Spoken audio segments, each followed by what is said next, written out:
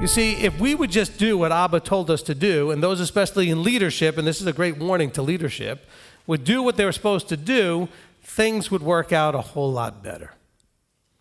It started with Adam and Chava in the garden. Adam dropped the ball of leadership, and you see what happened after that. Well, here we see Shlomo HaMelech, King Solomon, dropping the ball also. He started following after pleasing his wives instead of pleasing the Almighty. So from this point forward, we now have two kingdoms who are also then referred to as two houses. Okay, so for anybody that's been wondering about this whole two-house debate that's out there, some say it's evil, some say it's wonderful, some say it's this and that, and you know what? It's probably all of that. It depends on who's teaching it. How would you like to be a prophet? By the way, a lot of people walk around with business cards saying prophet so-and-so. Do you ever read what Abba made the prophets do? Okay, here he makes this prophet go marry a whore. Okay, great. That's what you want me to do. Read Yirmiyahu. He had a great life.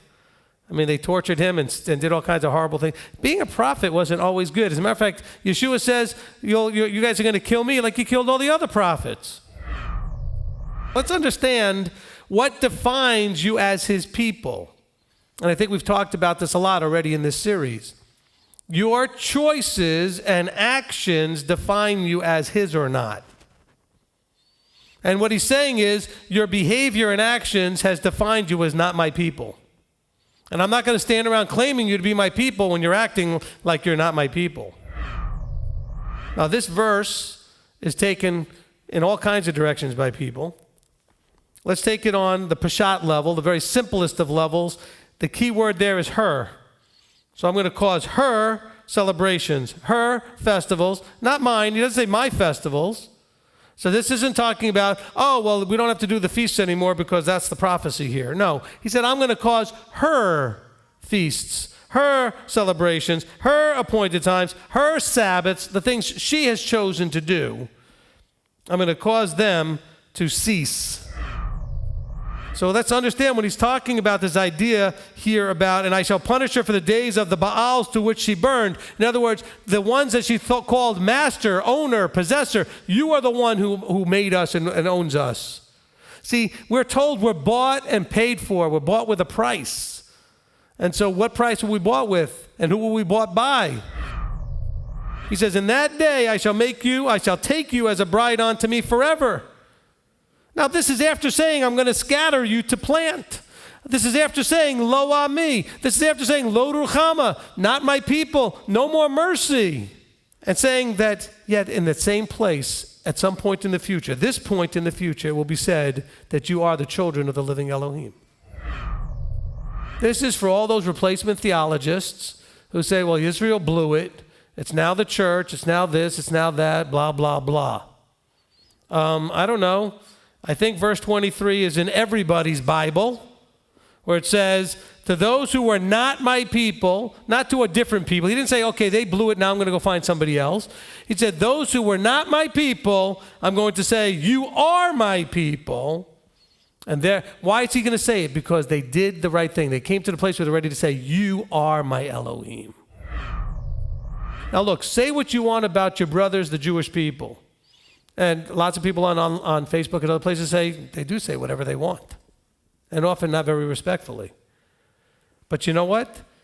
They obeyed in enough percentage so that they got to be the visible remnant that survived all the way through time. They didn't survive all the way through time because they kept nothing. And they didn't obey. Not obeying brings rejection. So if you want to understand salvation, you understand being in the kingdom, you want to understand the forever aspect of all of this, he's not going to give you that if you're disobedient. If you're behaving in a non-obedient way, that brings rejection, not acceptance. He says, fine, you want to do whatever you want? That's what Gentiles do. Go do whatever you want. We read this in Paul's writings, where they were walking in the delusion of their mind, thinking that they knew what was right when they didn't know what was right. And they were without Messiah, they were without Elohim, they were without any connection. Because generally the Gentiles don't have connection. They think they do, but so did the people that were walking around going, Baal, you're my Baali. They were thinking they were dealing with the right creator and in the right way when they were doing it all wrong. What did Jeroboam do? Jeroboam right away made golden calves. What did they do when they first came out of Egypt? They are wrongly taking what is of Abba and putting it on something else. Now we're also dealing with the Gentiles on whom my name is called. Now guess what? When they're Gentiles or Goyim, and he says their name is called on them, so he's talking about two things here. On the Peshat level, he's talking about the Israelites whose name was called on them, and they were scattered among the Gentiles. The Israelites that were scattered are people who had the name called on them because he gave it to Israel. So they're among the Gentiles, but also the Gentiles that choose to become Israel, they're also included in this. This is not now saying there's a separate group called, we have the house of Israel, house of Judah, and the Gentiles on whom I have my name. There's no third group here. Look, Ephraim has surrounded me with lies. Surrounded with lies is the idea in my head of saying it has repackaged me in a wrong way. In other words, they're still saying it's me, but I don't look like me anymore. I don't sound like me anymore. They don't have me described as me anymore. We, in general, okay, you don't need to figure out if you actually have Israelite blood or anything else DNA-wise. We, in general, are the fruit of the getting the word out in the effort to seek lost Israel. And by the way, don't feel less. In other words, if he really didn't want me, he wanted lost Israel. No, he always knew when he even told Abraham that he would be seeking everyone, but using this as the process to do it. So don't feel like it's any less just because you might have been a true Gentile and never had any Israel in you. He always intended to get you.